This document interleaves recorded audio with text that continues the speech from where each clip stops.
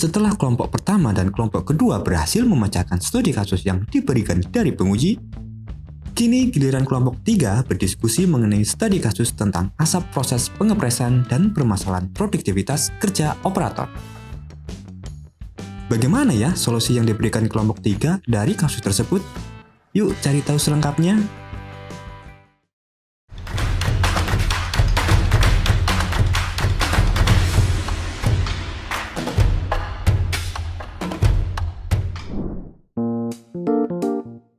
Baik, saya memulai presentasi berdasarkan kesimpulan yang telah kami diskusikan secara bersama. Mungkin yang pertama dilakukan oleh pihak manajemen adalah meninjau permasalahan di lapangan secara langsung yang ketika didapatkan spesifiknya supaya tidak tidak salah solusi. Mungkin strategi inovasi berikutnya bisa untuk yang pembaruan kebijakan dan lain sebagainya. Yang kesimpulan yang selanjutnya mengenai masalah yang dihadapi tadi, yang pertama itu pembaruan kebijakan. Misalnya yang pertama adalah bila operator absensi diberi sanksi yang tegas atau sanksi berupa denda uang atau apa. Kemudian yang kedua, apabila jam kerja terlalu mepet, diberikan solusi jam kerja ditambah misal setengah 8 atau jam 8. Kemudian diberi pengarahan kepada operator agar bangun lebih pagi atau jangan begadang. Kemudian yang ketiga, masalah cuti. Kalau cuti terlalu sulit bagi operator, diberi fasilitas untuk mempermudah operator mengambil cuti kepada pihak manajemen. Kemudian yang kedua, fasilitas perusahaan itu berupa tempat kerja perusahaan tersebut dibuat lebih nyaman atau renovasi. Kemudian apabila tempat kerja tersebut diberi ventilasi udara terkait masalah populasi.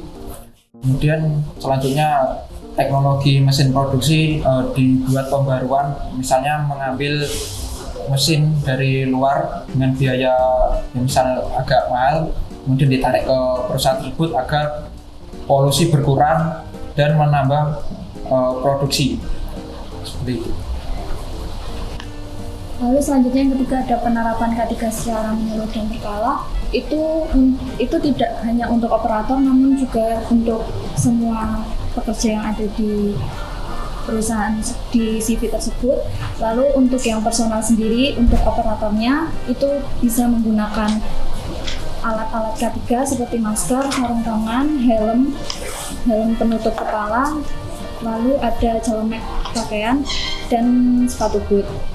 Lalu untuk penerapan K3-nya sendiri yang untuk fasilitas perusahaan itu bisa membuat saluran pembuangan yang lebih mengurangi dampak limbah tersebut.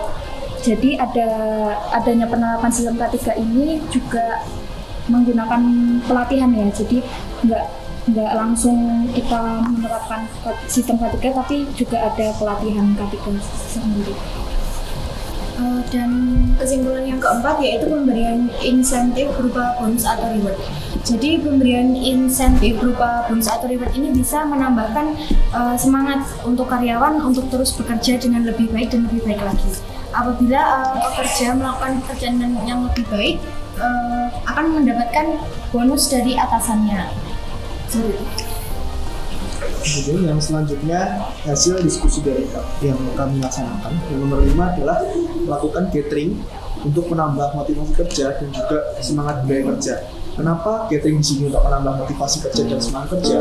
Tentu ketika karyawan ataupun pimpinan dipertemukan dalam satu lingkup yang bukan kerja ataupun perihal pekerjaan, tentu akan ada rasa kekeluargaan tersendiri.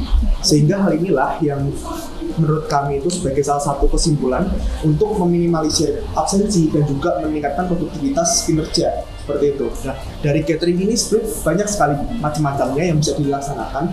Salah satunya seperti kayak mengadakan outbound, kemudian liburan bersama, atau mungkin makan-makan.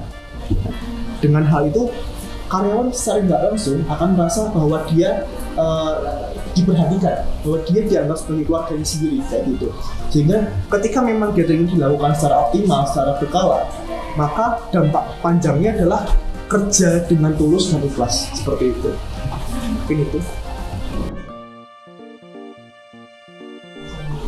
Gini, kalau dilihat dari diskusi tadi ya, menurut kalian ya, which one ya, dari satu tim ya, dari case itu sebenarnya yang lebih ditekankan untuk diperbaiki apakah dari sudut pandang karyawannya atau perusahaannya?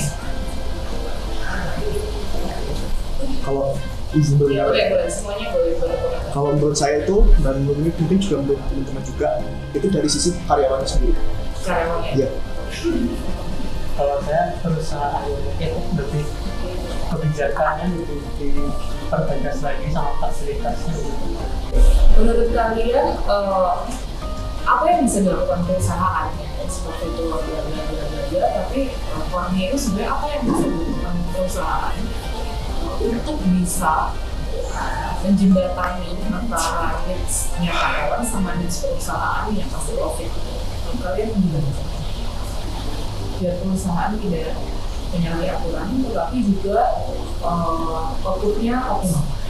Gaji yang layak, waktu kerja dan jam kerja dan beban kerja yang sesuai, terus pemberian bonus untuk hasil video.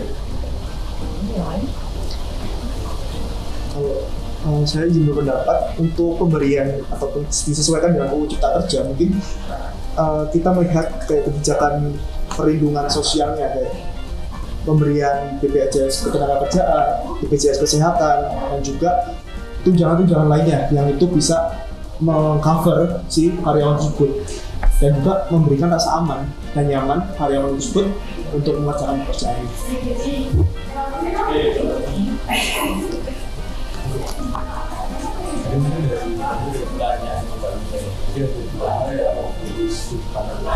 Pertama adalah perbaikan ini karyawan atau tidak di manajemennya.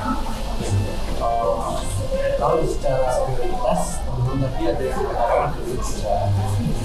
Coba misal dikombin, dua-dua itu harus jalan. Kira-kira untuk karyawan, itu apa yang bisa dikerjakan paling cepat? Dan untuk perusahaan apa yang bisa dikerjakan paling cepat? Berdasarkan dari case yang terlambat lagi.